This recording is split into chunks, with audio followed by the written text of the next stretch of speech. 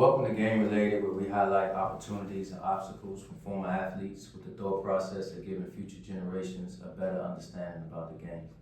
These conversations are meant to bring awareness to the opportunities and the hardships that come along with the game. Let's get game related. All right, y'all. Thank y'all again for tuning in to another episode of Game Related. This is a special edition today because this is homegrown. With me, when I say homegrown, I mean we have another Purple Eagle in the house tonight. So when I say Purple Eagle, I mean Gonzaga College High School Purple Eagles. So this man had a great career at Gonzaga. I believe, if I'm saying this right, it's the most career wins at Gonzaga. He went to play at Duke University under the legendary Coach K. He's here to talk about his experience playing the game, his knowledge, and he coaches at Howard University. We give a warm welcome to Tyler Thornton. Appreciate it, man. Eagles Squad, man. That's right. Thanks for having me, man. Thanks for coming on, man. How you doing? I'm doing great, man. You know, started the season, so now we in season mode. It's practice games, go mode. So it's the best time of the year. All right, cool. So we always begin the interviews with We got relations. You know it's game related. Don't do this to be famous. I really got passion, and it take patience. You know it's game related. I'm related to the game. I'm related to the game. You know the game related. You know it's game related.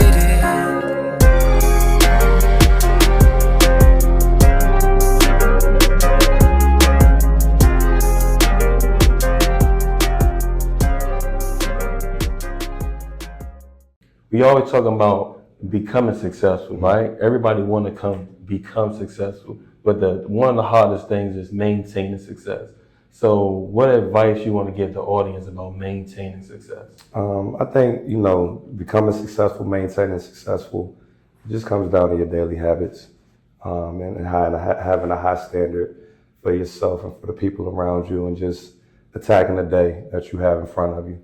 And we talk to our guys about stacking days, right? The more days you stack over time, you don't know when the opportunity is going to happen, when things are going to break for you. But if you're prepared for your moment and your opportunity, right, you don't have to get ready when the opportunity is in front of you. You've already laid the groundwork in, having blind faith on, like, you know, it's hard to show up every day and be your best self, right? So if you can block out the noise, block out the distractions, and just focus on your goals, you know, over time, nobody knows your path, but over time, things are going to fall into place. Okay, cool. I like that. Stacking days. Yes, sir. Yeah, that's definitely going to be telling my son about that one. Like, come on, let's stack these days, sure. baby. Let's get it.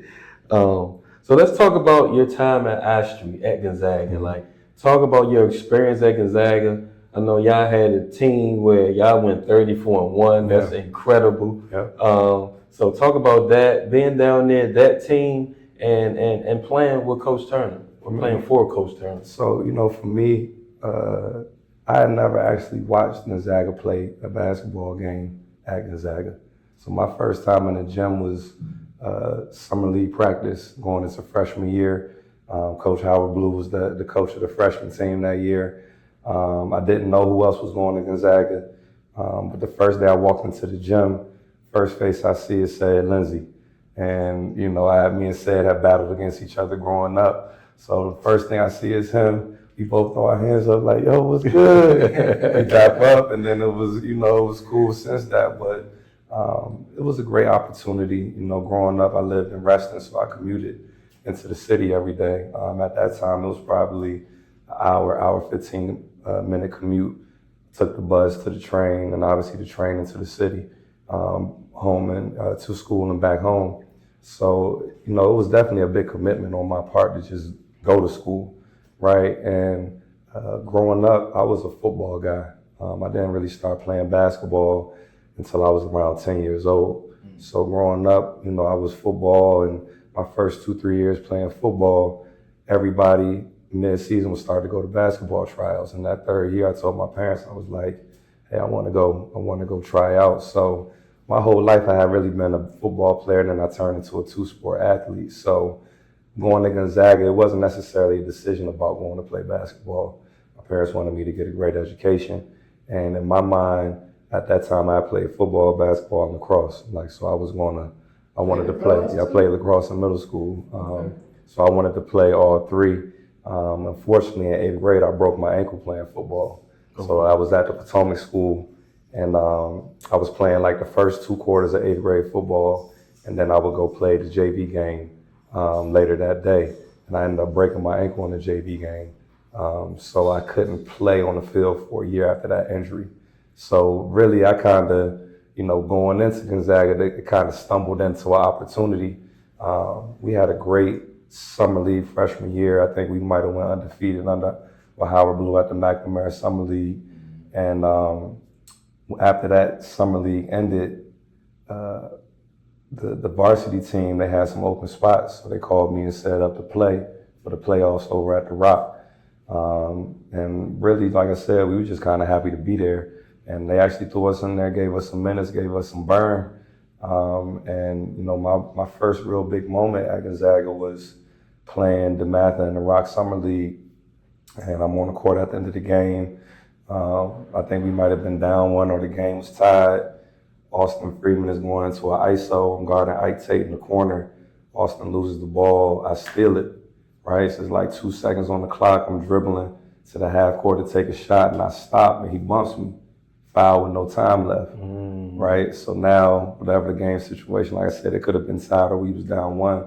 I had to make 1 or 2 free throws to win the game, and I did. And that was kind of like my transition into kind of having an opportunity, right? Because again, if we don't handle our job as freshmen playing in that JV league, they wouldn't have called us up, right? So that's kind of how my introduction to Gonzaga kind of started. Okay. So when you played football, what position you played? I played everything. Okay. My cousin Sammy played at Suitland in the late 90s, and like my whole childhood was built around going to watch him play, watch his teams play. He ended up going to play down in St. Aug. My family would go travel down to watch him play. But I played everything from running back, quarterback, wide receiver. My best positions I thought were at the time safety and running back. Like my 8th grade year, that's what I was really playing. So my dream was always to go play at the University of Miami. I wanted to go be like the next Ed Reed, next Sean Taylor down there at the U. And I'm hyped that my team is back to the glory, and we got a chance to go win a national championship this year. Okay. So what you think of, what's that, Cam Ward? That's Cam Ward, right? I love him. He's smooth, he got swagger, he's tough, he's not scared. I done won 3 national championships on the game with him already. So, what they was doing this year, I was doing on the game all summer when they made that college football game. You think he Heisman? I mean, I think right now it's tough to say. There's just so many, Travis there's so many Travis tough Hunter. guys. Like I love what Travis is doing, and to do that at the college level, play both sides of the floor, right? For football is really tough. I mean, to have a 2-way player at the college level is really tough in basketball, right? So I can only imagine playing every snap or almost every snap on the football field. The running back out of Boise State, the numbers he's putting up. And like I said, I'm a Cam Ward fan, but I like what Travis Hunter and Coach Prime are doing at Colorado. You a Commanders fan? I'm not, I'm a Tampa Bay Buccaneers fan. Growing up, having the AAU Nationals in Orlando at the Milk House, back in the day, Tampa Bay used to have a spring or their summer training down there. So when we was playing at Nationals, we would come out and the Buccaneers is out on the football field doing they open practices. So at the time, my family was split between the Cowboys and the Redskins, and I'm going back and forth with them. And I'm like, after that, I'm like, nah, this is gonna be my team. I'm gonna go with the Bucks. And we kind of got lucky because a few years after that, they ended up winning their Super Bowl with Warren Sapp and all those guys. They was loaded. So I've just been a Bucks fan my whole life since then. They was loaded too. Hey, so that 34-1 team, right? Yeah. Like, did y'all know that y'all was gonna be that good? Like, when did y'all know that y'all was gonna be, one of the best teams ever? And then I gotta ask you, did you ever? I know you hear the comparisons of our team, right? Like, how do you think that match up with a look? Well, for one, like I said, that first day when I came in for summer league practice, walking in the gym and you see all the banners at the time, right? All the banners was purple except for it was one banner that was white, right? That was that city title banner. So I remember talking to Coach Steve, I'm like, why is this joint white and everything else purple? He's like, that's the city title, right? So you only get that if you win the conference and then go, at the time, that was the state championship game, right? So for my first day, my mind is like, man, I want one of the white banners, right? And I wasn't even thinking like the WCAC is the best league in the country. It's like, I was thinking past that. I'm like, I want the joint that say we the city title champs, right? So y'all was the inspiration for a lot of the stuff we did. But it really started with the older guys on that team, especially Max and Cam. Like they set the tone for the toughness of the team. They set the tone for the swagger of the team, and they really kind of were the guys that gave us the confidence, right, to be like, man, we the best, right? And again, now you got to go out and show that. So my freshman year, it was an up and down season. The league still had, Austin Freeman, Chris Wright, like them guys were still running the table, right? And I remember playing St. John's at home. I think Chris Wright scored his 2,000 point at Gonzaga.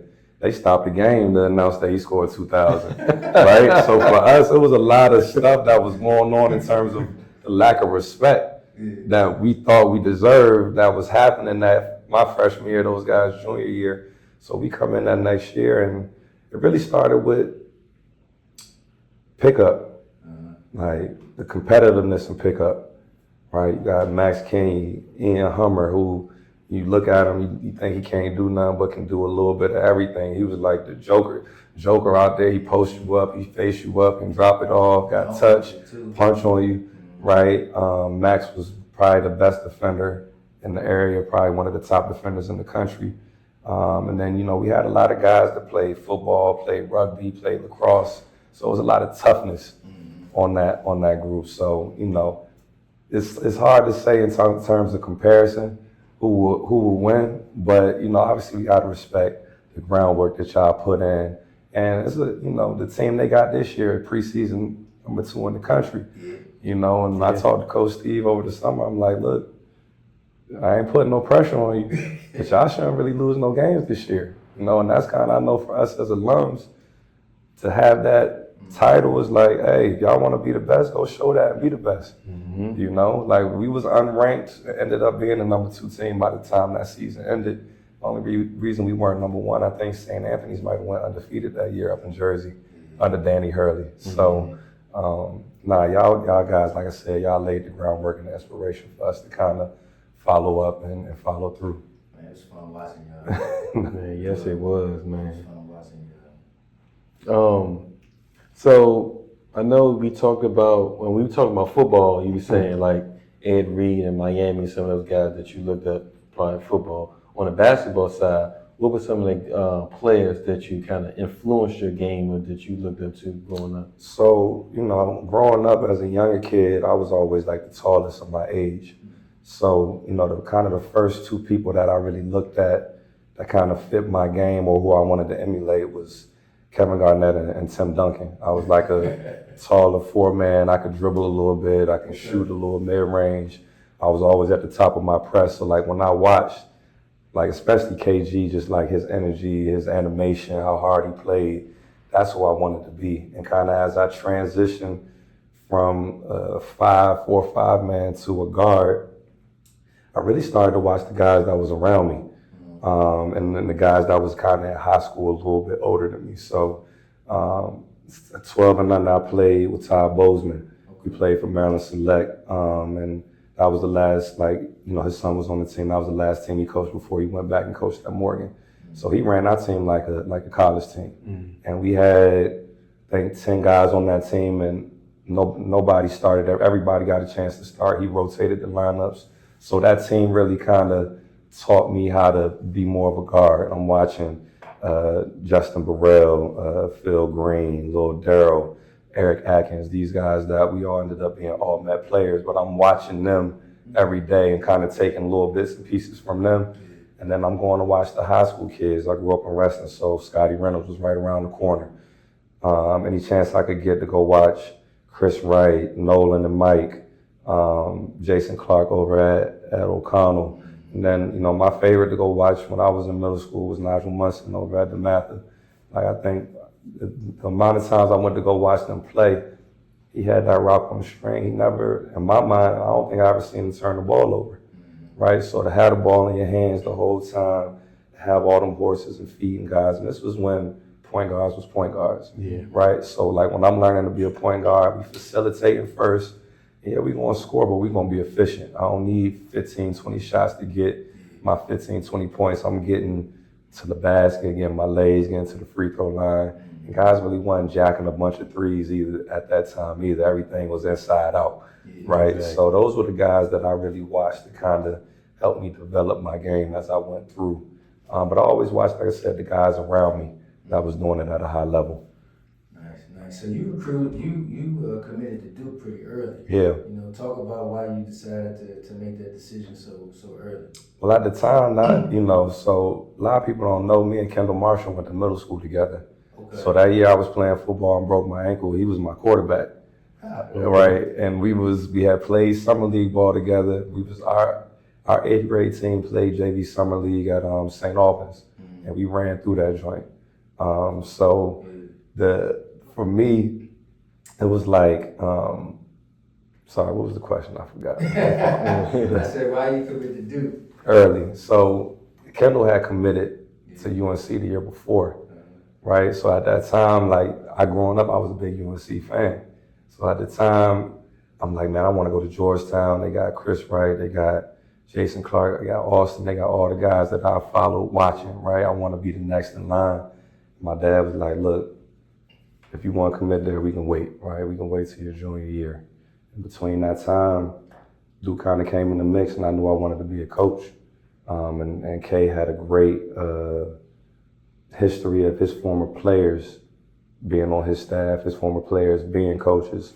And that was really part of the decision, but going to Adidas Super 64 out in Vegas, the Adidas Finals for AAU, my dad called me, he like, yo, what we gonna do? And I'm like, what you talking about? He like, man, Kay just called me. He like, I think that's where we should go. And in my mind, I'm like, I ain't even really think about committing. We got on the three-way. I called him before I went out to Vegas. I'm like, Coach, I think I'm ready to commit, but we're gonna keep it on the low. Right? We ain't gonna announce it. We just go out there, we win the championship, I get the tournament MVP. And like I said, I had already gave him my verbal, went down on a visit. Andre Dawkins and Josh Harrison was on the visit. They go have a meeting, they commit, so they come down, they geek. Right, they probably had 30-minute meetings, so I get up there, I'm meeting like 5 minutes, and like, yeah, we could just let everybody know.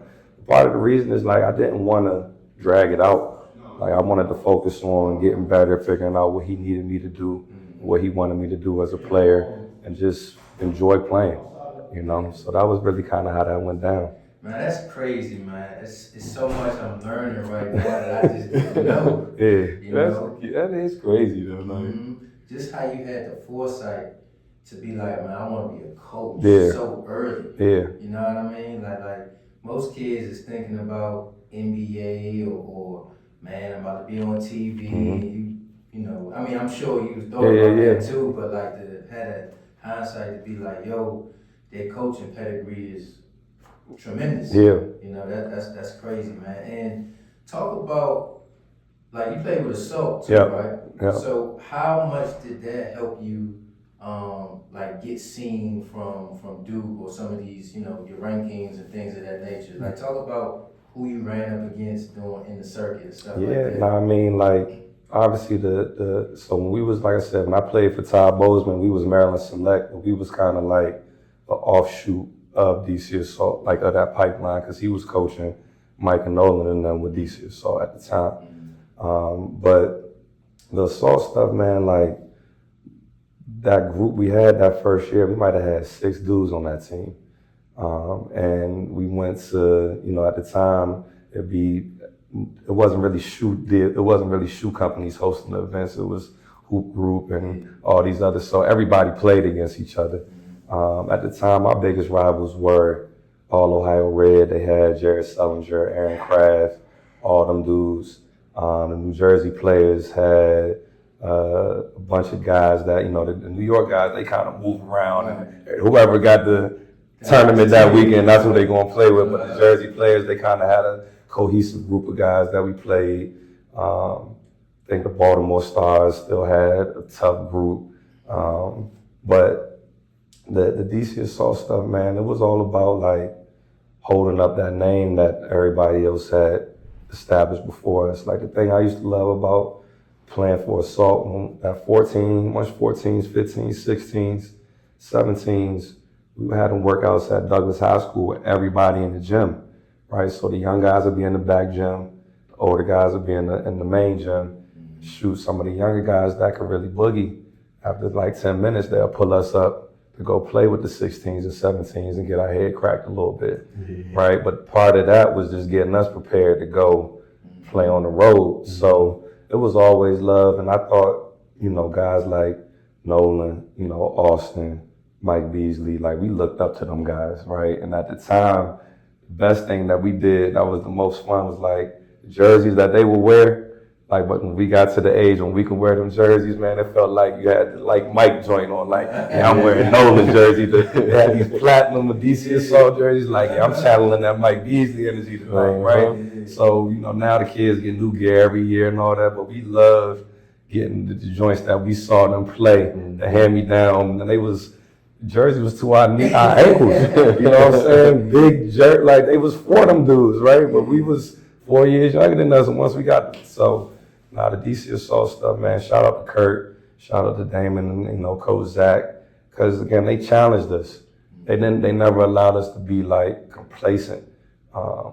My coach, man, you know how you are on the air, you trip, guys can't sleep, you run around the hotel, we playing ding dong ditch in the hotel, we being loud. He give us one warning. After somebody do something crazy, like knocking on everybody's doors, hey, put y'all shoes on. It's be 11, 12 o'clock. Hey, we running around the hotel. And we might have a game at 8 a.m.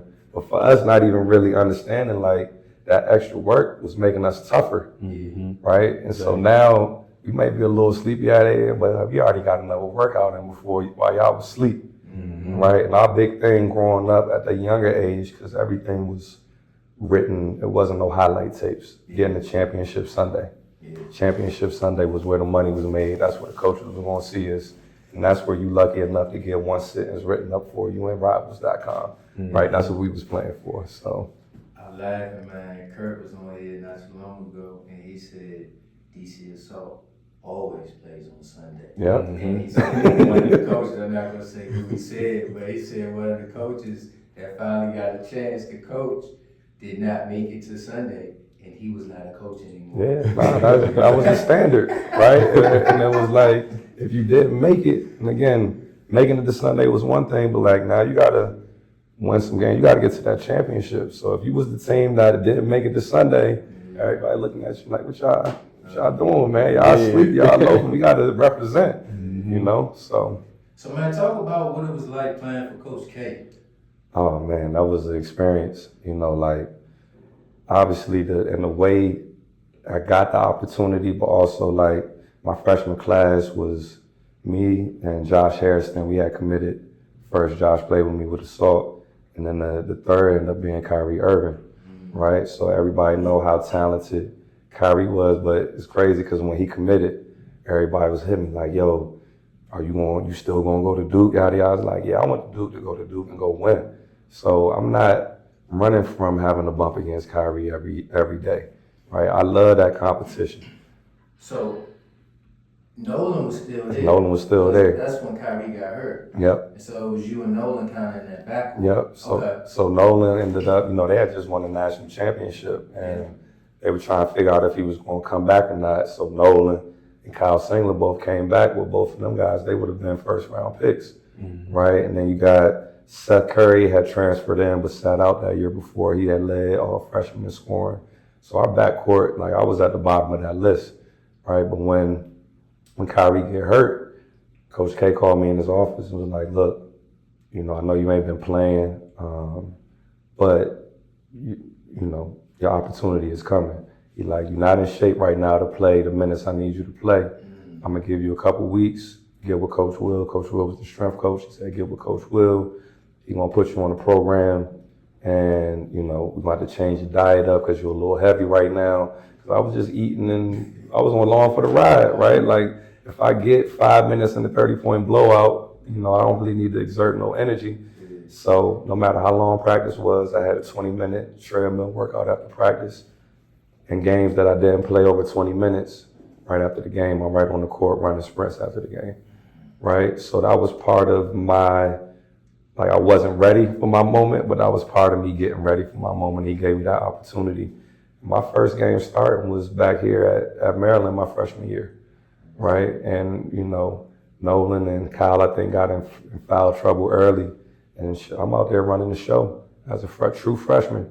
Again, Maryland, they gonna show up and show out for that Duke game. So got kids in the front row giving us the middle finger, they cussing us out, right? And I love them type of environments. Like real competitors love environments where it's hostile, right? Like it's nothing else like going on somebody else's home court and beating them. But like I said, just having Nolan as a mentor for your freshman year, like he picked us up every day for practice. We practiced at 6:30. He picked us up at 5:30 in the morning, come around the freshman quad bumping. You could hear his car down the street, the bass on that. He got that joint thumping. You run out there, but he picked us, he took care of us, right? He showed us the way. And part of him doing that allowed me to, when I became, even as a sophomore, help them young guys like, hey, this is how we do things. This is how you should be preparing. This is how you move around campus. This is how you move around Durham. You meet people, you shake people's hands, you be respectful. Like just because you play basketball at Duke don't make you bigger than anybody, right? Nolan's a guy, high level, high standard dude that always led with respect. And having him knowing him for so long, but having him really put his arm around us, all of us, Kyrie included, like he helped us grow. Yeah. Man, what was them practices like when you had all them dogs there, man? What was them ones like? For me, I got my ass kicked every day as a freshman, Coach K, they had just won a national championship that year before. And then Coach was going all summer with the World Cup team. Okay. So they went and won the gold medal. His first day back on campus, he like, we're not gonna practice today. Y'all gonna play a 40-minute game. Get y'all, y'all gonna have timeouts. But at that time, we had 10 scholarship guys to walk on. So, you 40 minutes, you really playing 5-on-5 for real. Yeah. And he like, by the way, Kyrie and Tyler, I want y'all picking each other up full court. And at that time, I was not in shape to do none of that, right? So, and luckily, Kyle was kind of shell-shocked for him too. So 5 minutes into that, we leaning on each other, running up and down the court, trying to run the show. But it was them ones, man. It's like it made me a better defender, right? Because I was never going to be a better offensive player than Kyrie. Was never going to be a better offensive player than Nolan. Never going to be a better offensive player than Steph Curry, right? Them guys. Nolan. Kyrie and Steph. I think two of the most efficient guards to ever play in the NBA. Mm-hmm. Nolan was a player of the year, the ACC, national player of the year, national champ, like all the above, right? So as a freshman, I couldn't go out there trying to out Kyrie. Like I gotta be who I am, right? Which being competitive, right? Like, hey, you may score 2-3 buckets in a row, but I'm not going to put my head down and back down. Yeah. Like the thing that them guys knew and they respected me for is like I'm showing up every day. So me and Kyrie, again, we roommates, and we both Aries. So we both can be hard-headed, we both can be Mr. Macho Man and all that. So those days, like we may not talk up for a couple days after going at it in practice, or me getting on his nerves, I'm getting on his nerves type thing. But it was always about being competitive, right? And when he got hurt, and that's why I always love and respect him, when he got hurt and I had to do all that extra running, like he was the one that was clicking the time for me, making sure I'm doing what I need to do so I could be prepared to play. Okay. That's awesome, man. Real quick, what was the biggest adjustment that you had to learn once you got there And then I want to know your best and worst game. I think the biggest lesson I had to learn was the details, right? And even for me growing up, everybody talked about how high of an IQ player I was.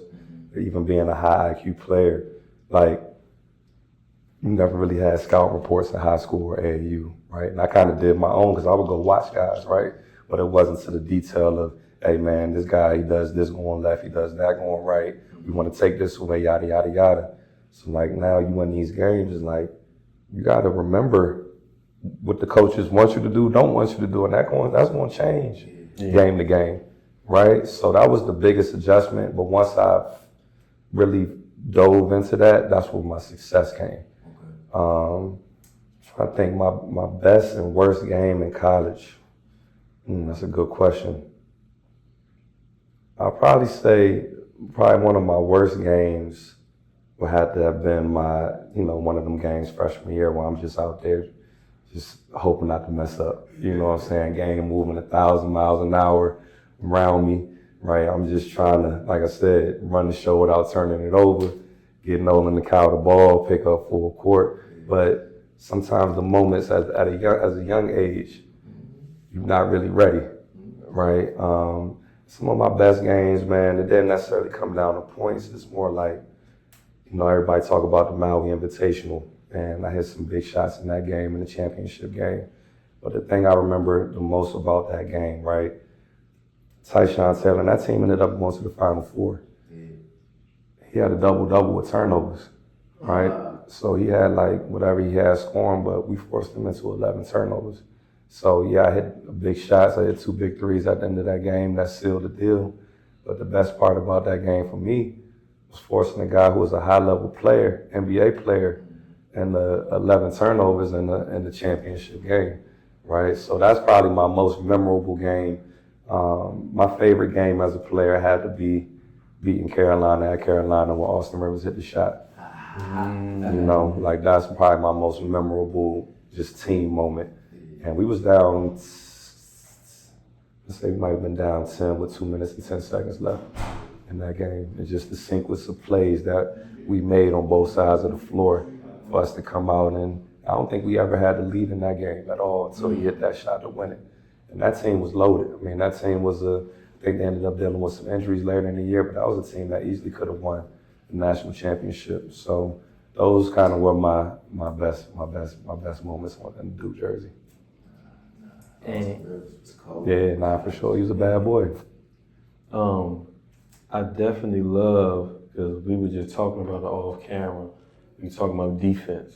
And I was talking about how it's kind of like a lost art in the game, right? People don't take as much pride in being a great defender. You know what I'm saying? So it was just good to hear when you just said, hey, one of my memorable moments was when, I played good defense and caused this turnover for this guy. So it just kind of hit home for me just talking about that. It was games where I scored more points, right? But that wasn't my role. That wasn't what coach needed me to do in order to win, right? He wanted me to run a team. He wanted me to be tough. He wanted me to be a loud communicator.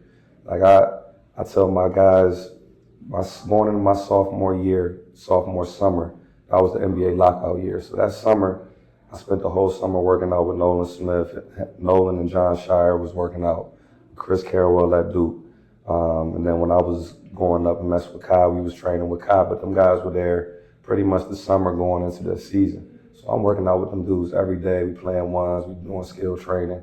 And that same scrimmage I talked about my freshman year, we had that my sophomore year. And that was probably I was at that point my best day of practice by far. In that scrimmage, I might have had a triple-double in terms of points, assists, rebounds. So coach, I get a text from coach I want to meet the next day. In my mind, I'm like, damn, coach gonna give me the keys, right? I'm gonna get to do my thing. Call me in the meeting, I walk in, he's sitting at the head of the table, all the assistants sitting there, I'm sitting on the other end. So he talking what you think about yesterday, right? I thought yesterday was great, man. I felt comfortable, I'm just that and the other. He was like, yeah, that's good. He was like, look, I don't need you to do that. I need you to run my team. I need you to be able to guard the other team's best players, pretty much 1 through 3, right? And sometimes if it's a 4-man that we need some help with, and I need you to get these other guys better, right? So for a lot of guys, when their coaches is telling them what they need, in their head, they're like, nah, I want to do it my way. And I had to make a decision like, coach need me to do X, Y, and Z. Well, I'm going to do that to the best of my ability. So when it comes to me hanging my hat on the defense, that's what he expected and asked me, right? So that's what I had to fall in love with doing to do what he thought we needed in terms of our groups in order for us to win. Such a valuable lesson, right? What? How many kids today is going to be able to take that? Well, everybody wants to have the accolades and they want to, shooting is the biggest thing, right? For everybody. Everybody wants to shoot the ball, but everybody can't be that dude. And again, if it's about winning, you're going to make the sacrifices. Even scorers got to make sacrifices on winning teams, right? That's right. So for me, it was always about like, I always want to win. I want to put myself in the best position to win a championship, right? So every year I had to figure out, okay, who are the best 3 guys on the team that coach feel? Like not who I think, but who coach is building this team around. All right, now how do I help complement these guys, right? How can I help make them better? That was my key and my way onto the court, right? Like how do I help the guys that coach is building? And every year is different. Who he's building the team around this year? How do I fit in with these guys and help them be who coach needs them to be? That's a masterclass right there. Yes, it is. Yes, it is. Yes, it is. So we want to go into so I know going to the professional career of you playing, but before that you coached. Yep. So let's kind of get into that real quick. So when I graduated from Duke in 2014, at the time I was kind of in between wanting to still play, and one of my assistant coaches, Coach Wojo, became the head coach of Marquette. So I was meeting with Coach and kind of telling him where I was at in my head mentally, and he was like, hey, and at the time I didn't know Wojo had got the job. I didn't know he was already working out there. He's like, call Wojo. He may have a position, like have a conversation with him. He may have something for you. Call Wojo. I ended up flying out to Milwaukee. And I, even though he was my coach, I went out there as an interview. So I went out there, suit and tie, met with him, spent a day and a half with him, and he offered me a graduate assistant position. And at the time, it was kind of like, the way he had broke it down for me, he was like, hey, you're going to pay for your school, we're going to pay for your housing, you're going to get a stipend. And the stipend that I got at the time was very similar to what I would have gotten in a rookie overseas deal, right? So he like, it's pretty much how a rookie deal for your playing would kind of be structured anyway without you going to school, right? So I took the gig and spent my first 2 years out of college as a grad assistant. And it allowed me to see the other side of the game. As much as I, like I said, hung my hat on having a high IQ for the game, I really didn't understand the amount of time and work that goes into the profession on the coaching side. From, recruiting to preparing for games, but also just managing your team, managing the campus, right? Managing the community around it, like the amount of work, especially for a coach that's taking over a program, the amount of work you got to do to build trust just within the campus community. In Marquette, I think they're one of the top 20 basketball programs in college basketball history, which I really didn't know going out there. I had no idea about what Milwaukee was like or anything. So that was just a great opportunity for me. And then I got the itch again to play. So I kind of, at the end of the 2 years, bet on myself, spent half a year down in Houston with John Lucas. And like I said, it was almost like my freshman year all over again because I was out of shape. I think I left Milwaukee at 215 pounds. And my playing weight was 195. So I was, even though I was playing every day, I was still eating and doing other stuff that wasn't healthy for my body in terms of maintaining, right? So I had to go down to Houston and get my head kicked. Like when guys was training for the draft, I was down there with a lot of them guys and they just running circles around me. And then my first opportunity came here stateside in the league. It's called the Basketball League now, TBL. But that was kind of my first professional opportunity. Played with the Yakima Sun Kings out in Washington, and I was like part of the old CBA, which turned into the G League. And it was a great opportunity for me to get my feet back under me. Okay. So when did you kind of figure out, is the itch not there no more to play, and now I'm just like, okay, I'm gonna take this pivot. I just want to do full time. I want to do coaching. I mean, because we already, like you said earlier, coaching was something that was already on your radar in high school. So when was that time? How was that transition from leaving to play basketball to go just full time? So at the time, when I got the call about Howard, I was all in on playing and being a pro and continuing to move up the ladder as a pro. At the time, I was playing up in Canada, in the NBL in Canada, out in Halifax. I had got some calls on joining some other staffs in the years in between while I was playing pro, and I wasn't interested. And it's around my birthday, April 5th. I think Eric played DC Assault. He called me, and at the time he was a video coordinator at Notre Dame, Mike Bray. Coach Blakeney, KB, he worked for Mike Bray and played for Mike Bray. Eric Atkins he's at Towson. He's at Towson women's team, yep. We had Laura in here. Yep. Okay, so Eric called me. He like, yo, happy birthday, yada yada. I've been talking to Kenny. He interviewing for the job at Howard, and I'm gonna join the staff if you get the job. And he was like, yo, would you be interested in joining the staff if you get it? And me and Eric had talked about being coaches together. We was playing AAU, that was part of our, we want to do this at some point. But in our mind, it was always gonna be when we was 40 years old, right? So here we are, 25, 26, and the opportunity is there. I slept on it for a night, called Kenny the next day. I'm like, yo, if you get the job, I'm there, right? So I'm playing, we in the middle of our playoffs. We lose a 7-game series in the semifinals of the playoffs for the league. And I end up having an exit meeting with my head coach, and he's like, yeah, the guy who's been starting at point guard, he gonna retire. Want to, kind of give you the keys to the organization. And at the time, I had to tell him, I'm like, look, I took a job. I appreciate it, but I took a job to go coach back at Howard. So the next day, I fly home, and then that next day, I'm on campus at Howard working. Nice. That's all right, man. That's all right right there. So you at Howard. So tell us, what's your position, on the Howard staff? All right, so I'm assistant coach, and at Howard at the time when we took over, we had 4 people on staff, and I really, like I said, going from places like Duke and Marquette, you got your coaches, but you got everybody else in terms of support staff helping run those programs, right? Like both of those teams have an office where they just kind of handle everything, any and everything you need. Probably 6 to 8 people there.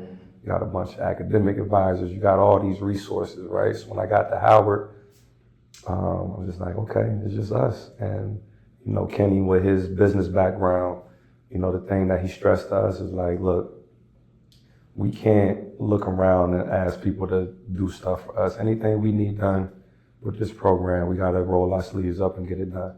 So any aspect of everything, right, we all got our hand in making sure the program is moving. And now we've kind of been able to build a program. We got a little bit more people on staff to do a little bit of everything. But that first few years, anything that revolves around running the program, we all had a hand in helping collab, and KB bouncing ideas off of us, but also just like him figuring out how he wants to run his program and what type of coach he wants to be, and us again having to help him find his way as the head coach, because it was his first time being the head coach. So he gave an opportunity to 3 young black men to be assistant coaches, right? And it's his first time as a head coach. So we really, truly, them first couple of years were a real startup. And then COVID hit and we kind of had a little bit more time to fine tune things and get the plan in order. But, you know, the plan from the jump was always to win. And that's when he called me and offered me the job, I'm like, look, I don't care how much money it is. Like, I want to go back home, get my feet settled back at home, but also help put the program on the map. Real quick, talk about the type of leader he is as a head coach and what you've learned from him. You know, he's awesome. You know, like, KB is a genius in terms of like how he thinks about things and his outlook on everything from the basketball team, but just like our guys off the court. Like, he's big on making sure they're out in the community, making sure they're taking and doing internships, right? Making sure that they're connecting with the Howard alumni base. Like, Howard has a long list of high-level alums across every sector you can think of. And he puts our guys in front of those people, make sure that they have conversations, they exchange information. But he's a guy that's gonna let dudes play. You know, we played at Duke 30 years apart, and we kind of had similar experiences. I mean, look, he was on back-to-back national championship teams, but he played with Bobby Hurley. You know, Bobby Hurley was, I think he still is, the all-time leader in assists for the NCAA, right? So, and he was roommates with Bobby, and again, similar situation. I'm playing with Kyrie, who's the baddest dude of my era, and I'm roommates with this dude, right? Mm-hmm. So our roles in terms of, even though it's however long it was apart, very similar roles in terms of what we needed to do to help the guys ahead of us prepare and be ready to play. Even though, again, we was really good players both on our own. Before our group, we try to put our guys in position to have freedom to play. Also, we got standards on how we, like, if you ain't doing certain things and meeting certain expectations, and it has nothing to do with scoring the basketball, right? The scoring, we don't even talk about that, right? Like, we want to let them guys boogie, but if you ain't defending, if you ain't being tough, if you ain't doing the little things that really matter, that's when you're going to have an issue and you're going to hear from us. And we ain't going to sugarcoat it either, you know? But nah, Kenny is great, man. The foundation he set and where the program is, man, it's all, he got notes for all the stuff that we've done. And we got more notes for stuff that needs to continue to be accomplished. But the list that he gave us when he first took the job, man, we've checked off a lot of those boxes. So so if you playing under these legendary coaches like Coach Turner, Coach K, all the other kind of leaders you've been around, tell me how like being around them help you be a better coach and kind of interact with your players. I think you know, the thing that those coaches have always done, at least for me, right? And I can go back to even my little league coaches with Coach Todd and some of the coaches I had that really set the foundation, right? Simple, boring basketball is always the way, right? What I mean by that is like putting your best players in position to be successful without overly complicating it. Mm-hmm. Coach Turner did it, Coach K did it, right? And we try to do that with our group. But also, like, how do you motivate guys to push past where they think their mental limit is, right? Like, and everybody is different.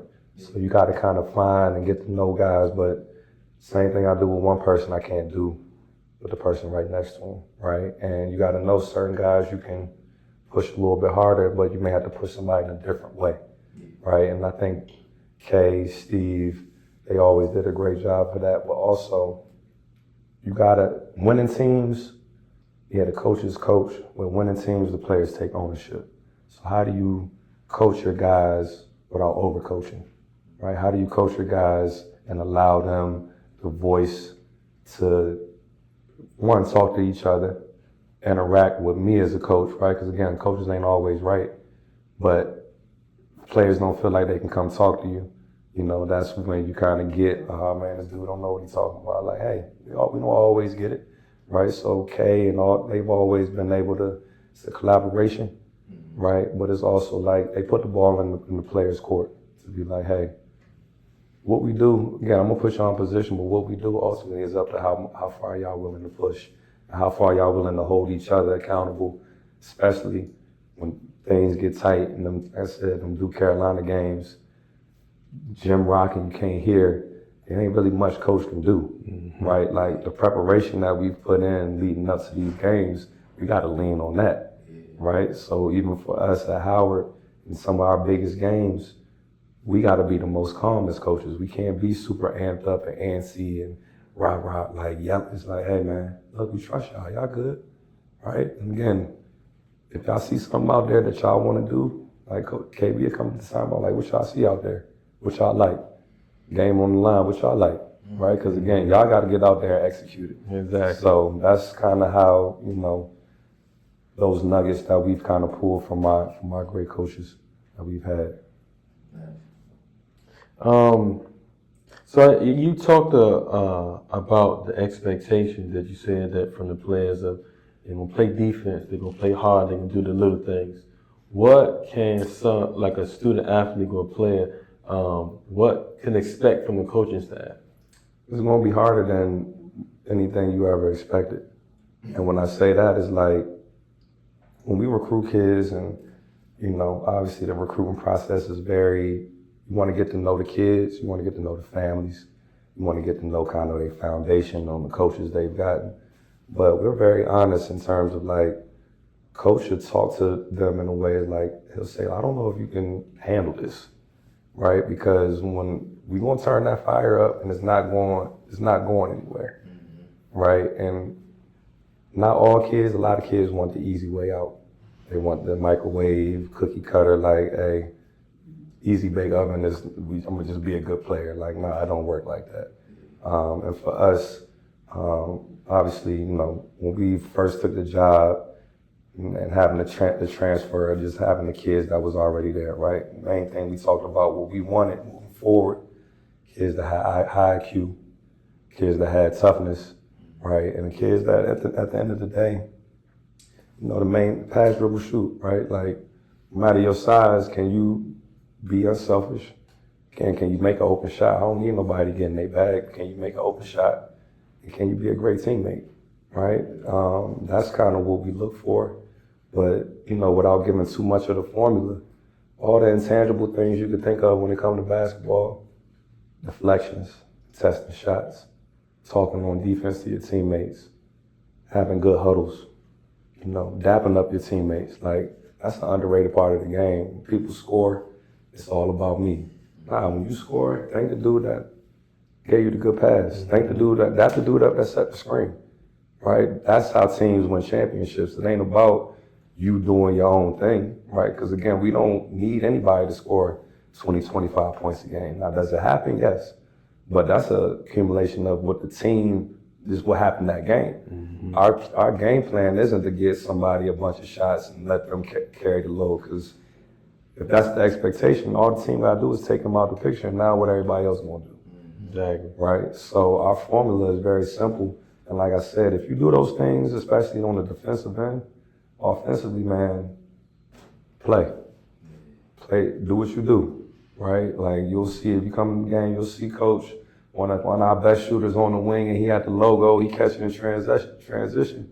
Can he tell him to shoot it, right? And he may miss it, and the assistants may not hear it. Can he be like, yeah, I told him to shoot, don't worry about it, I told him to shoot, right? But that's how he is. Like, we want our guys to play free without having to overthink, right? Because now if you overthink and you robotic and you're not playing no more, right? But the non-negotiables, man, if you ain't defending, good luck.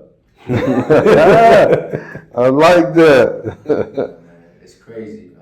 So I watched you guys play, and like you just said, there's not a lot of guys that get in their bag. You know what I mean? But y'all very efficient. You know, y'all share the ball. It's tough when you got 5 or 6 guys that can get double figures. Yep. You know what I mean? That's why y'all been so damn successful. Yep. And I think that's kind of been our formula, is having more guys being able to contribute, right? Like having 7, 8 guys average at least 7 points, right? And then obviously there's some guys that's averaging up to 14. So if you got 7, 8 guys in the 7 to 14 range and scoring, how can you take all of that away, right? And then in terms of how we score, we emphasize moving without the ball. We emphasize cutting. We emphasize making the extra pass, passing up a good shot for a great shot, right? Like all the things that most kids, when they coming up as youngins and they having their Instagram and all the highlights, right? They highlights don't have none of that stuff. But it's like for us, we want our guys to play good team basketball. Now you're gonna have some highlights in there. You're gonna have an opportunity to get in your bag. You're gonna have an ISO. Like we're not saying we don't have those things, but our program isn't built on that. So let me ask you, No, I was gonna say, the recruiting process, Mm-hmm. right? We've had some coaches come in and they talk about how the transfer portal is almost at the top tier now versus high school. Mm-hmm. You know, like how do you guys navigate through that world? I think for us, the last few years, we've kind of in the middle, right? Like again, for us, staying older has been very valuable and us continuing to have success and have the carryover, right? We've done probably the best job out of anybody is of recruiting Ivy League guys, right? So ever since we took the job, we've had at least 2 Ivy League guys because in Ivy League you only play 4 years. So it's guys that have that extra year, they can't go back to Harvard or wherever they're coming from. So we've been able to kind of identify Ivy League guys to come play with us. But I was just thinking about it today. In the last 5 years, I want to say we've had 3 of the MEAC freshmen of the year. And we probably, that COVID year, we would have had 4 if we would have played conference games. So we have value in our program for young guys that are willing to come in and compete, right? And like I said, we'll put you in the space where you want to be able to play through your mistakes as long as you're doing the things that are required of you. But like I said, there's a lot of really good players in the portal, and now it's about deciphering who is the right fit for your program. A lot of kids that we may have had contact with before they committed to wherever they commit, we get that double back call, right? And then again, depending on what we may need for our team, the best thing right now with social media, I can just go on Twitter and we can just have that Twitter rolling all day to see who hit the portal, pull up they tape, see if it fits with what we do. And I can reach out to them and be like, hey man, text me, call me, let's chat. Would you be interested in Howard? Right? So that process, you don't have to go through a million different people to get in contact. I can go contact a kid instantly, right? So the portal has been great, but again, like I said, for us, we have value in our program for incoming freshmen. One of our Gonzaga boys, man, he back-to-back Rookie of the Week in the league. So Blake Harper having a great year, and even for him, he's probably had one of the toughest summers in terms of what he needed to do to even get on the court for us, right? Wasn't a lot of basketball for him this summer. And off the court, right? Dealing with stuff with the mom, but just for him, it's just like he's blossoming into who he wants to be for himself. And the thing I always talk to him about is you versus you. Like, you can't cheat the grind, right? And, he's had a great start to the year, but I told him the other day, I said the Rookie of the Week don't matter, Rookie of the Year don't matter, right? Like, winning is the most important thing. Like, at the end of the year, you want to be a champion, right? Now, whatever else happens. But like the main goal, we're not playing for these awards and accolades, we playing to win. Now, if you play how you're supposed to play and you prepared, all the other stuff is going to fall into place. But he's off to a great start for his freshman campaign.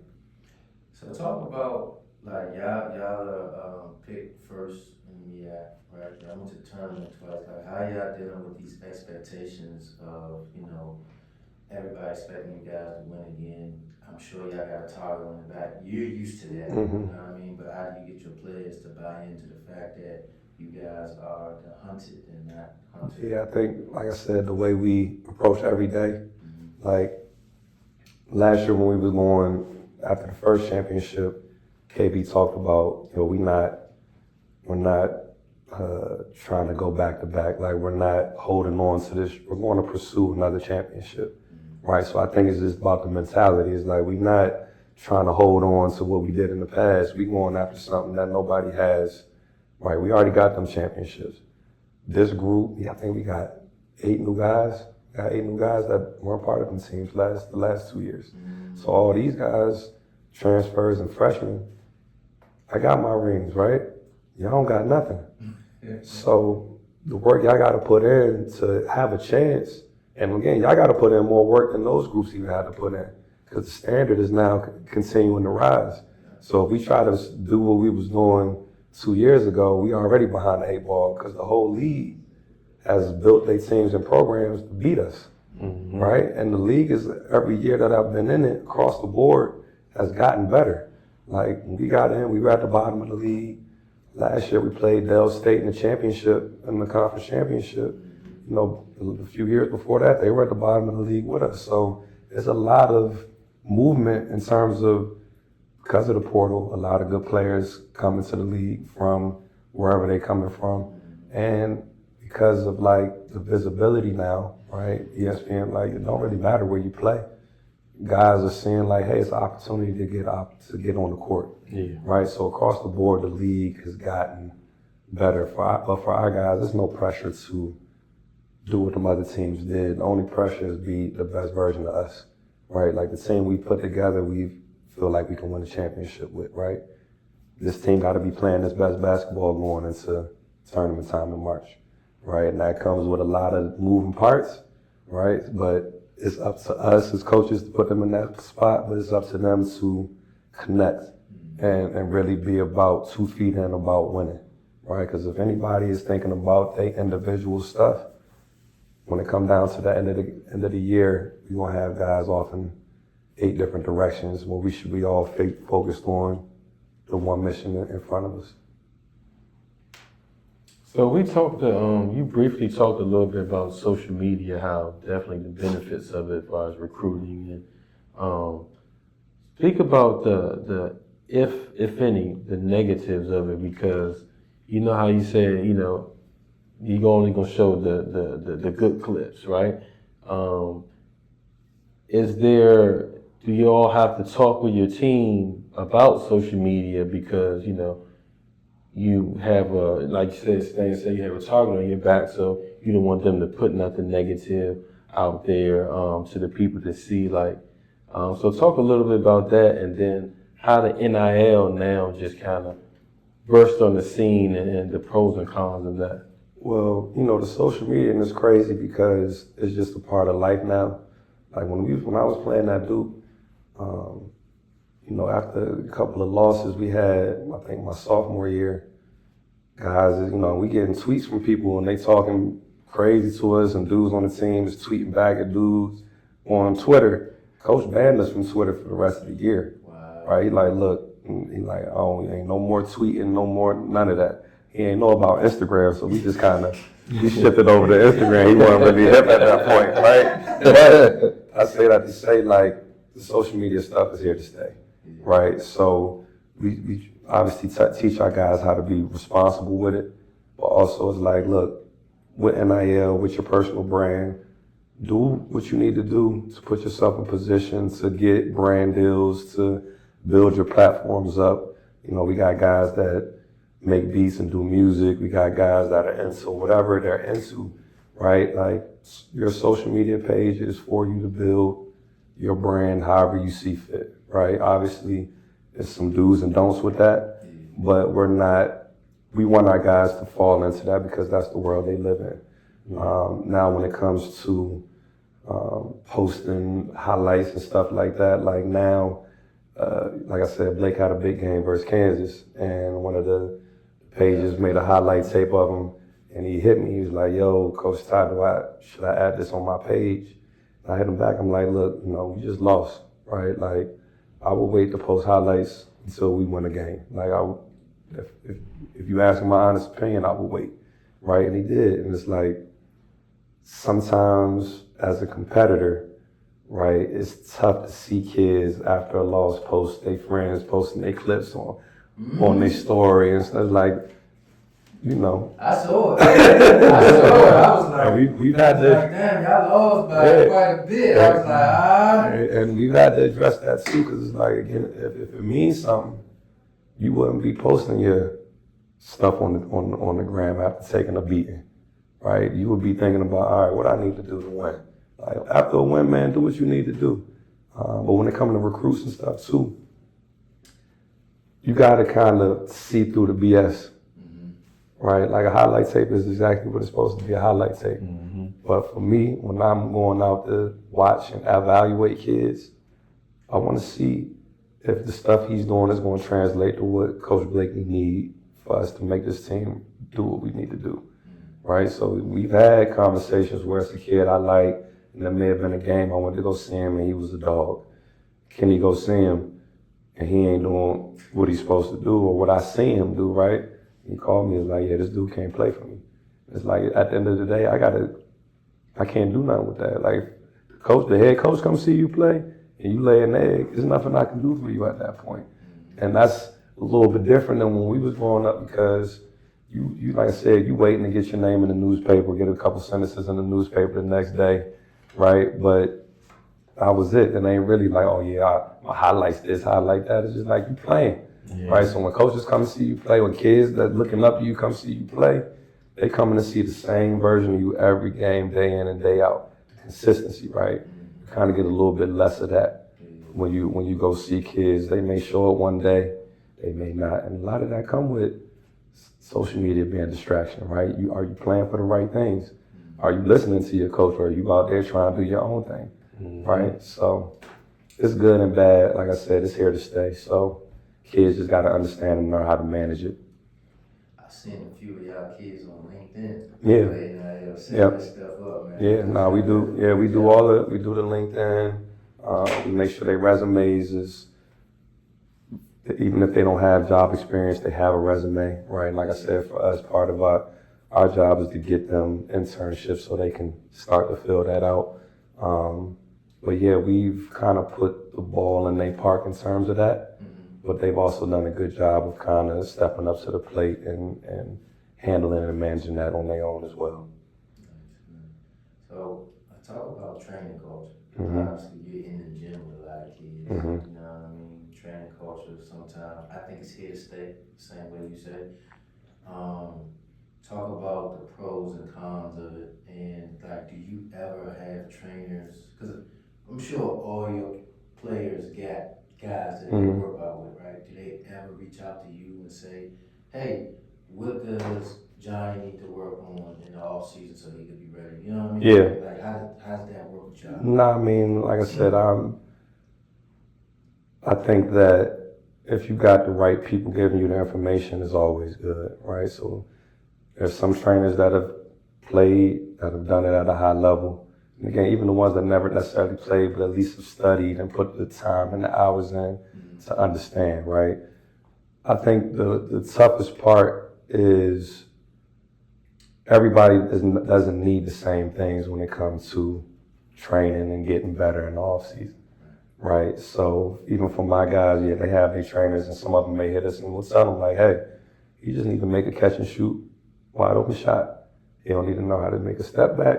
He don't need to know how to make a hesitation pull up. He just need to make a wide open catch and shoot shot. Or he may need to work on playing off 2 feet in the paint, working his pivot, right? Like our stuff is very basic. And again, when I train my guys, I'm gonna get some conditioning, get some ball handling, get some shooting, get some passing, right? And depending on the time of the year, we're gonna get some defense in, right? We're gonna play some one-on-one, and then, again, I may have to jump out there and play. But we're gonna get some reps so you just like some competitive stuff. And it's not, like I said, I'm not trying to overcomplicate it. Ain't no triple, quadruple combo moves. And again, we had little Elijah Hawkins, who's one of the baddest dudes in college basketball right now. Even with him, I had to try to simplify his game to make him more efficient. Right, his freshman year, he was a low 30s, high 23-point shooter. His sophomore year, before he left and went to Minnesota, he led our conference in 3-point percentage. I want to say he was at like 46%. Well, part of that was I'm watching his tape, and again, as a freshman, he had to figure it out. But I'm off season, I'm like, look, E, we can't take 40-foot step back shots and expect our percentage to be high. Right now, again, if you gotta take one every 2-3 games just because the clock winding down, whatever, you gotta get the shot off. That's different. But the majority of your shots should be coming off a screen, feet set, do a go under, a pocket. Or if you get that catch and shoot on the swing back, be ready to shoot and knock that down.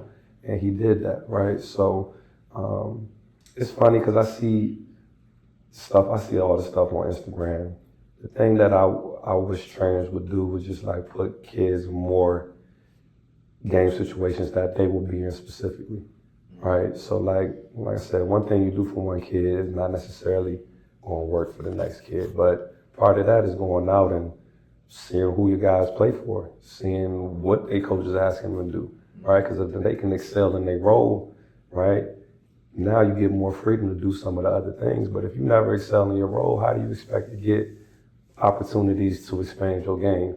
Exactly. Right? So we talked to our guys about just like, hey man, freedom comes with consistency, right? Like if you can be consistent in the things we ask you to do, now you can get a little bit more rope to freestyle out there and kind of do your thing. But even still, it's like, it's got to be in what we do. And if you're not that guy, you got to understand you're not that guy.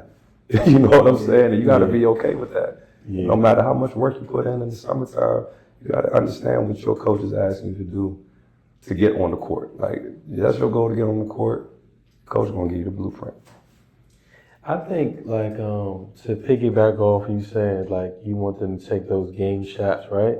That maybe the player as well need to kind of collaborate with his trainer to say, hey, in our offense, I'm going to run this, and these are my shots that I'm going to get in the game.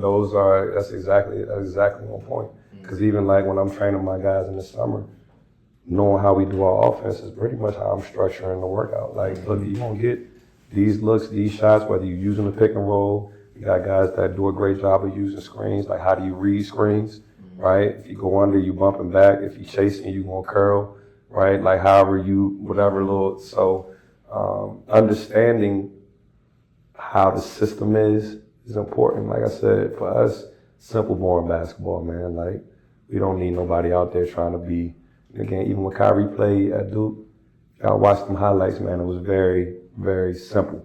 As explosive as he was, getting 30-point games, it wasn't like he was out there when he in the league, he getting his bag a little bit more in the league. College, man, he getting to the spot, raising up, coming off the screen, get downhill. He may make a move, but it's like, I'm making a layup, right? Getting them 2 points. So at this level, especially in the teams, watch UConn, them guys, they read screens, they pass the ball, they move the ball, right? Like, they cut. They use that big man. They use the big, right? Mm-hmm. Like, again, all the things that they do to go back-to-back national championships, you can't really sit there and say them guys was out there trying to get in their bag. They playing great team basketball. So that's kind of how our mindset is, for at least for my guys, when it comes to training. It's like, yeah, you're working on your individual stuff. How does that fit in with the group? So it's one question we always ask, right? You kind of get a scenario. So you got about 12 seconds on the clock, right? You either down one, it could be tie game. You need a bucket. What's your go-to move? Down one. I'm gonna probably be top of the key area, either wing, like off the side a little bit, so like the slot right off the elbow either side, right? But I'm gonna try to have one of my best shooters in the corner. It don't really matter which corner, because I need to know, like I said, I'm a true point guard. Like, if I get caught up in the spot, that's the outlet. But I'm coming down probably a little in and out with my right. I mean, I do everything with both hands, right? So depending on what side I'm on, a little in and out. If you don't bite, now I get that counter. I want to get to that paint if I'm down one or it's a tie game. I'm getting to the paint, trying to get to that little floater. If they're going to give it to me, if the lane is there, get in there and get a shot up. Now, if I'm down two, I'm gonna be up top, right, and get a little hezzy pull for three. Like, as I became a pro, my range started to extend, right. So if I got my feet set and I got space, I feel like that joint going in, right. So I'm going for the off the elbow slot, just getting to my spot, raising up. But if I gotta get to the paint, it's probably gonna be the in and out cross. Get to a little float, a little touch shot. Without, like I said, I hate when guys over penetrate, right? You just gotta get to that sweet spot. Should have floated for me is a layup. So getting to my little float game. Okay. So What is the most valuable lesson basketball has taught you? Most valuable lesson is like, you gotta be persistent in achieving your goal. And what I mean is like, you gotta be committed to doing something every day. When people talk about like getting better, or like, getting better comes with the consistency of doing the right things every day, right? And for players that want to play at the high level, and I had to learn this myself when I got to Duke, and it's like, sleep is the most important thing if you try and play at a high level and be successful. Sleep, stuff you eat, right? Like food you put in your body, what you consume in terms of water, hydration, stretching.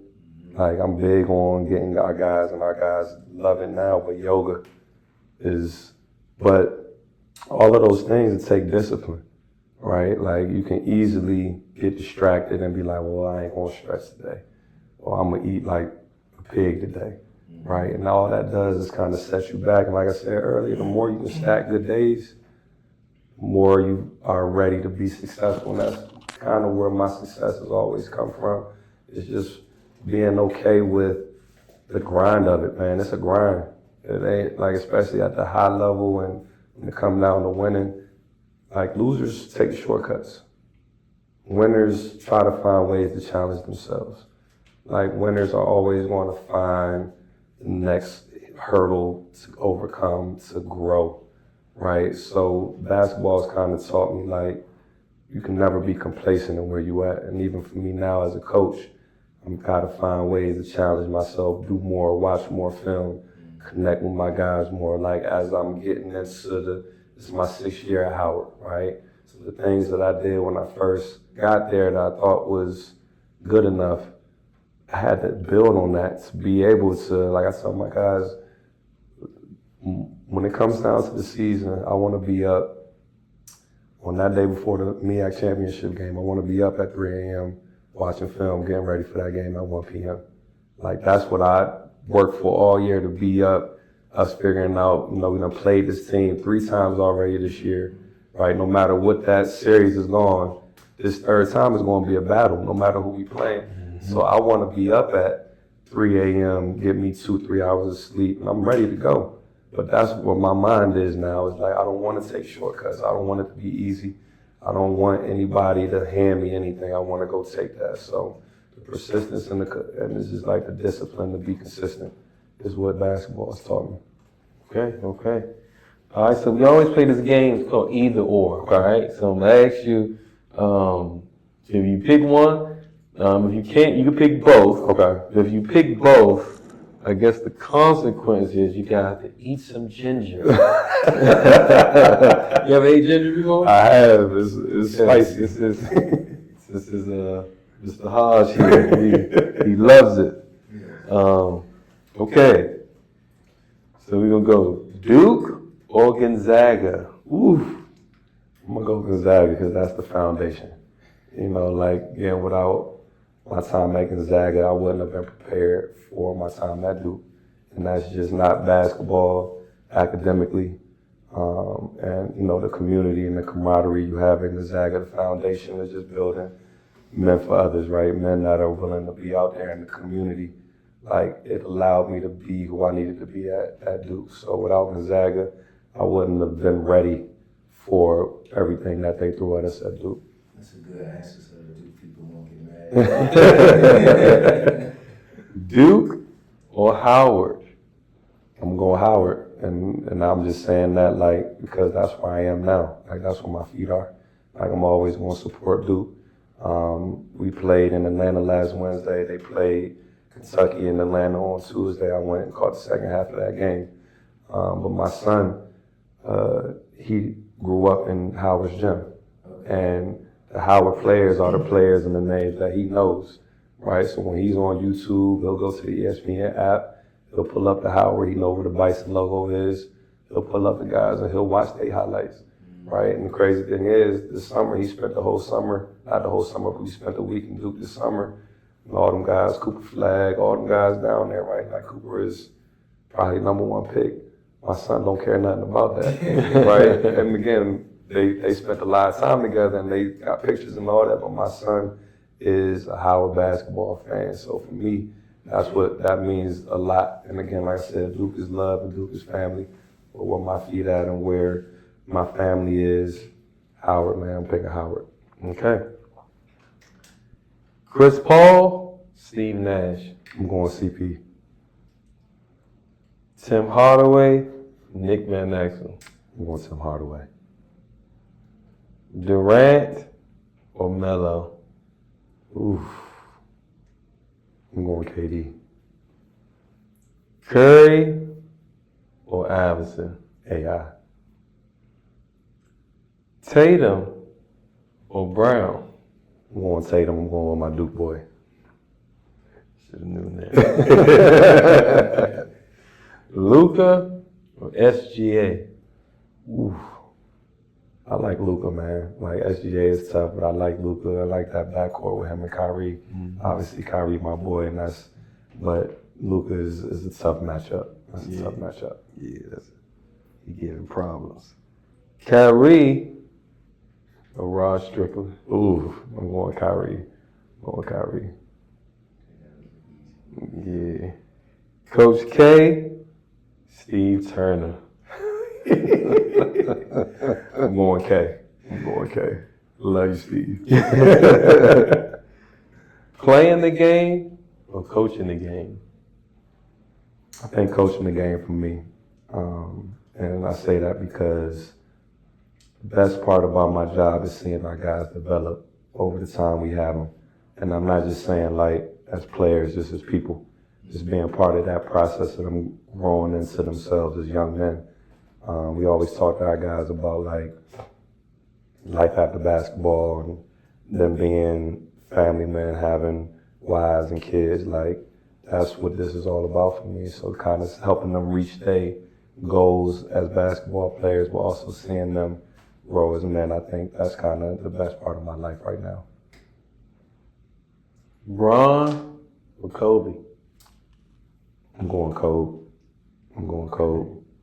Okay. Bron, well, I already know this. Or MJ? I'm going MJ.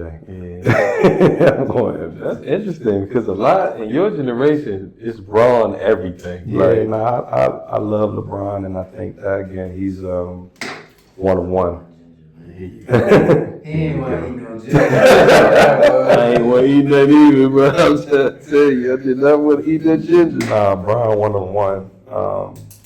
But I still, like I said, a lot of my foundation in basketball comes from the inspiration that those guys in the 90s, early 2000s gave me as a young player. So that era, again, is a lot different. It's funny because even like my time at Gonzaga to by the time I got out of college, the style of play of basketball changed so much.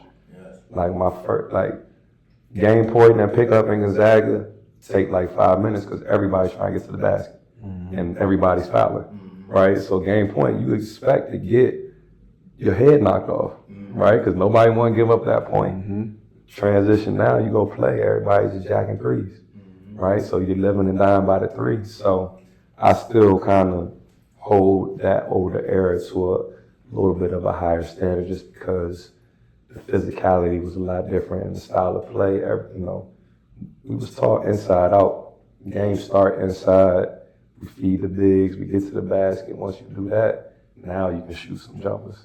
Game now done changed. Like, hey, first 5 possessions maybe threes, which is it can be tough for the viewer because it's like guys miss 5 threes in a row. It's like now the game getting boring. Now if you hitting them joints, that's a totally different story. But a lot of the best players I've seen have balance in their game, right? And again, LeBron is one of the best when it comes to that, but I like the era that those guys, Jordan and Kobe, played a lot better than today. Nice, man. So we definitely enjoyed this convo. I appreciate y'all, man. I learned so much more that I thought I knew that I didn't know. Yeah. That was obviously thank you for coming on. I appreciate y'all having me, man. Definitely, man. What we like to do at the end is just kind of give you the mic. You had it this whole time. Yeah. Give you the mic and just any advice you want to give to any aspiring coaches, any aspiring players, you know? I guess for the coaches, like, everybody wants to be at the highest level, right? But the most important thing is, like, why do you coach? And if it's about giving back, you can coach at any level and be successful and have kids in your system that have gone on to do great things. Like, I didn't take the Howard job thinking about, all right, where I'm gonna go for my next job. And a lot of people, when I took the job, was like, yo, how long are you gonna be there? Yeah. Right? And my thing was like, dang, we ain't even done nothing yet. Like, why would I be trying to jump ship when like I said, I came here to try to build something. So my whole thing when I took the job was like, I want to go win, and I want to do whatever it takes to win. So with my coaches, man, like, it don't matter what level you at. If you got an opportunity to go help somebody and give back, take the opportunity and dive into it with both feet. And for my players, like, the main thing, especially as you get older and go through your process, you got to be a giver, right? Like, you can't be a guy that is all about me, me, me. You got to be willing to sacrifice for your team, sacrifice for your brothers, and if you are willing to do that, the individual success will come. But don't always think it's about you. It's not always about you. It's not always about scoring. Like, it's a lot of ways to impact the game, and again, have a long lasting career. Because to be honest, like, 95% of the pros that are pros excel in things other than scoring. It's a very small group of pros at the highest levels that get that opportunity to have the keys and be the man. So fall in love with doing all the other things, to have an opportunity to continue your playing career. All right, man. As y'all know, this was an awesome episode. Make sure y'all soak these gems up, man. Oh man, appreciate y'all. On the show. That's the Eagles in the right. house. That's right. I'm definitely rooting for you guys this No, I year. appreciate it.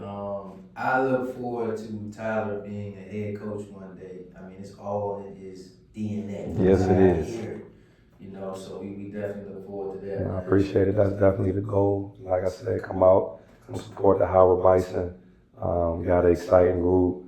Like I said, we got a lot of local guys as well. And that was another thing. When we took the job, it was only one guy on the team from the area. So we made it a point to recruit locally. And again, we got guys from other spots in the country. But man, look, we got a championship level team, and obviously we got to follow through and put the work in. We're going to put the work in and all that fall into place. So appreciate y'all come out and support. And that's a wrap. And make sure you stay game related.